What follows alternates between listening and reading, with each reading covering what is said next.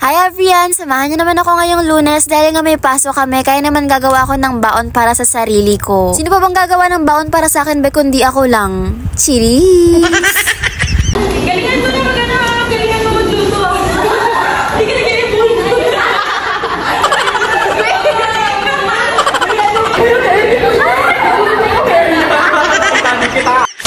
Maaga nga yung pasok namin ngayong Lunes, be, kaya nun maaga rin talaga akong nagising at nag-asikaso. Ala, be, akala ko nagsuspend na si Mayor, hindi pa pala. Magluluto nga pala si ate girl ng baon ngayon dahil nga gusto kong itry kung mas okay ba kapag nagbaon ako sa school. Nung elementary at high school kasi ako ay hindi talaga ako nagdadala ng baon dahil nga nahihiya akong magdala ng baon ko. Sobrang mahihain kasi ako noon kaya naman talagang lahat ng bagay ay kinahihiya ko. Pero ngayon ba hinahanap ko na yung hiya ko na yun dahil parang nawawala na siya.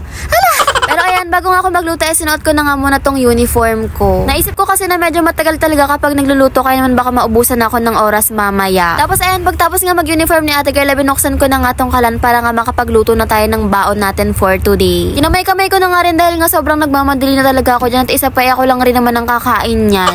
Pero na nga lang ko meron akong kaibigang buraot pero kasalanan na nga nila yun.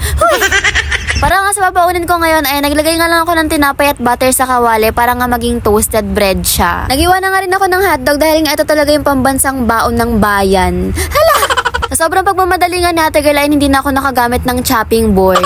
Tapos frozen pa nga yung hotdog kaya naman talagang hirap din hiwain. May nakita nga rin pala akong siomay sa ref kaya naman ayan kinuha ko na rin para lutuin. Hindi ko nga talaga sure kung mauubos ko yan pero pwede naman ako mag-share dahil nga mabait naman si ate girl. Cheers! 10 AM to 7 PM nga yung pasok namin ngayon. O, diba? Sobrang tagal. Sinobrahan ko na nga talaga yung baon ko para nga kapag nagutom ako, meron pa ako makukuha sa bag kong pagkain. By the way, kapag college ka na nga pala, meron ng mga prof na pumapayag na kumain ka habang nagkaklase kayo. Pero nakadepende pa nga rin talaga yun sa prof nyo. Kapag college kasi, madalas mga working student na kaya naman hindi na rin talagang kinakayang kumain pa kapag papasok. Pero may mga vacant rin naman sa college na pwede kang kumain ng 1 hanggang 2 oras o diba ang haba na rin nun. Nagtimpla na nga rin pala ako ng Milo dahil nga hindi na ako nag-almusal at Milo na nga lang yung iinumin ko ngayon. Napag-desisyon na po namin lahat na... Ang palaman nga sana ng toasted bread ko ay yung egg sandwich. Ang kaso nga lang tinamad na talaga akong maglaga ng itlog. Kala sa ate girl tinamad maglaga ng itlog pero hindi tinamad magprito. Tapos nilagyan ko na nga ng seasoning yung itlog para nga mas masarap. Hindi nyo kaya ba yung kusina namin nag-grow up pero yung luto ni Arian hindi pa rin? Hala! Nung tapos na nga sa ate girl magprito ng itlog, nilagay ko na nga sa toasted bread tapos ayan nilagyan ko lang ng mayonnaise. Mas masarap nga sana to kung egg sandwich pero itlog pa rin naman to be. Wag na kayong ano dyan. Cheers! Ayan, luto na nga lahat ng prinito natin kaya naman ay lalagay ko na sa lunchbox ng kapatid ko. O, nanghiram nga lang ako ng lunchbox dahil gusto ko nga lang talagang mag-try magbaon. Hindi na nga rin pala ako bumili ng kanin dahil nga nagda-diet ako. Hala! Ayun o, diba sobrang perfect ng baonan natin. Sana maubos ko yan. Tapos na nga tayo mag-pack ng baon kaya naman ay lalagay ko na sa bag ko. Napansin ko nga na dapat kapag nagdala ka ng baon ay medyo maliit lang yung lalagyan para nga hindi sagabal sa bag mo. Banda dito nga ay medyo malilate na ako pero kailangan ko pa nga talagang magpa-print ng assignment namin. O diba sobrang perfect talaga na Arian kung kailang late na tsaka gagawa. Lumabas na nga rin pala ako ng bahay para nga makapagpa-print na rin kami. Sinabay ko na nga rin pala itong mga kaibigan ko tapos tutubuan ko na lang sila. Cheers! Alam nyo ba kung sa high school nga ay talaga naghihigpit sa makeup, sa college naman na kailangan talagang naka-makeup ka. Pero depende pa nga rin sa course dahil nga merong mga course na bawal rin talagang mag-makeup. Sa amin naman nga mga HM student ay kailangan nga talagang presentable ka. Pati nga yung mga buhok na nakalaylay ay kailangan nakatali yan. Eto guys, 5 piso lang isa. Pero ibebenta ko to ng 20 isa kasi business-minded ako. HM tayo ba? Oo, ano? Ito po nga isa. Di ba niyo? Opo. Hindi naman sa likod kasi LTO mo eh. Ano yung sa kaso? Dito na kayo? Nag-tricycle na nga lang rin pala kami para nga hindi na kami masyadong malate pa. Tapos ayan yung pagod ka na nga sa buhay mo, wala ka pang tagahatid sundo. Parang gusto ko na nga lang sabihin kay kuyang driver na stop the tricycle. Hala!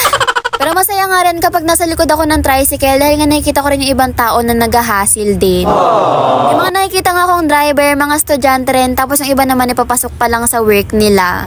Nakikita ko rin talagang hindi lang ako yung napapagod sa buhay ko. By the way, ayun, nakarating na nga rin pala kami sa school tapos pumasok na nga rin kami agad. Good morning po.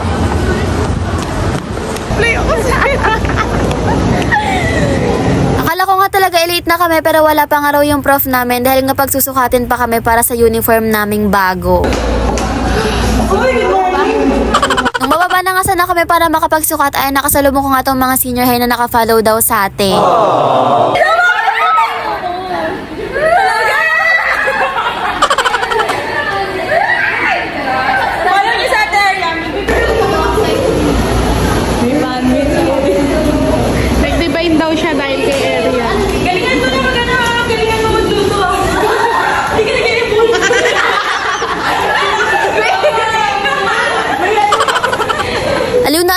talaga ako sa kanya dahil nga nag-divine daw siya dahil sa akin. Hala!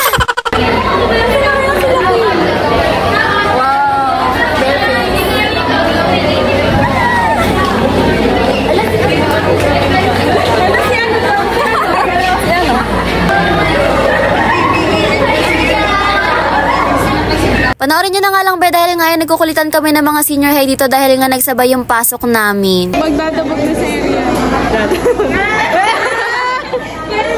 Si Pao kasi nag-video mamaya sa akin.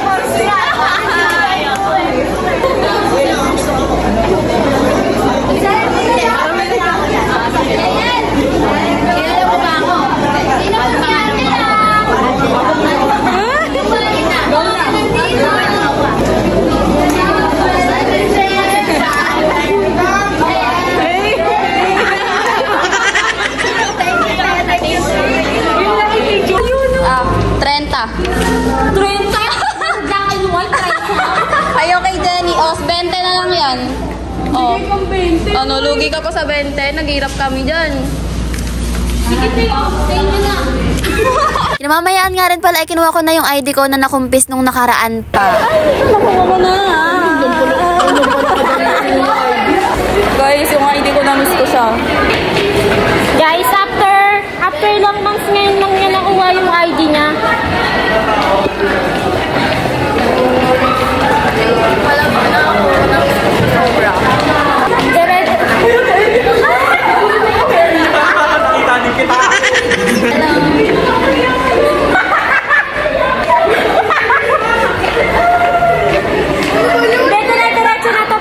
Guys, may ID na ako. Congrats niyo ako. Tapos na nga yung first subject namin, kaya naman ay naisipan na nga namin kumain. Mag-unraise nga rin yung mga kaklase ko, pero kung ay dala-dala ko yung baon ko. Mukhang good student si Arian na, nagtitipid Tingnan mo mga magagastos alipin ng salapi, except lang kay Arian. Pwede mo naman ng kutsara. Tamo. Maghahalataan kasi may pinakamabait. Hindi, ngayon lang po yan kasi may video Huwag kayo magpapanin lang kay Arian. Tingnan mo bukas wala na yan, bibili na yan. Ba't mo alam? With mayonnaise. Sarap. Sarap.